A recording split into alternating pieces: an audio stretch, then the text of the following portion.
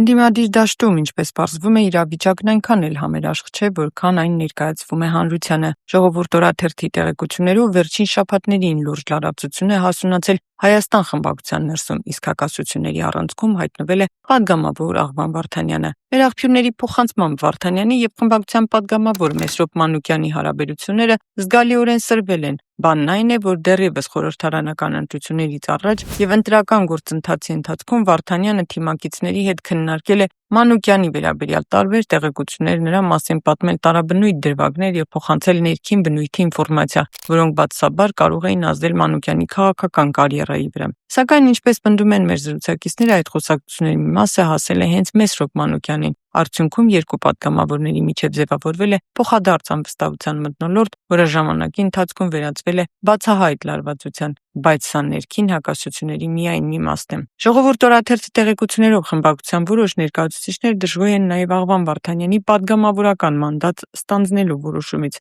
Նրանք համարում են, որ Վարդանյանն իր որոշումը պետք է պահեր ու մանդատից հրաժարվեր։ Հիշեցնենք, որ մինչև ազգային ժողովի ընտրությունները Վարդանյանը հրապարակային հայտարարություն է արել, ըստ որի եթե Նիկոլ Փաշինյանը կրկին ընտրվի վարչապետ, ինքը պատգամավորական մանդատ չի վերցնի։ Սակայն ընտրություններից հետո Վարդանյանը ոչ միայն չհրաժարվեց մանդատից, այլև շարունակեց իր գործունեությունը խորհրդարանում։ Մեր աղբյուրների պնդմամբ հենց այս քայլն է դարձել խմբակցության ներսում դժգոհությունների հիմնական պատճառներից մեկը։ Որոշ թիմակիցներ դա գնահատում են որպես նախընտրական հայտարարություններից հետքայլ, ինչը վնասում է ներքին վստահության մթնոլորտը։ Այս ամենը տեղի է ունենում մի փուլում, երբ ընդդիմադիր դաշտը փորձում է վերակազմավորել եւ հանդես գալ որպես իշխանությանը հակակշիռ ուժ։ Սակայն դատելով ներքին զարգացումներից, ընդդիմության հիմնական խնդիրներից մեկը շարունակում է մնալ ոչ միայն իշխանության դեմ պայքարը, այլև սեփական շարքերում առաջացած հակասությունների հաղթահարելը։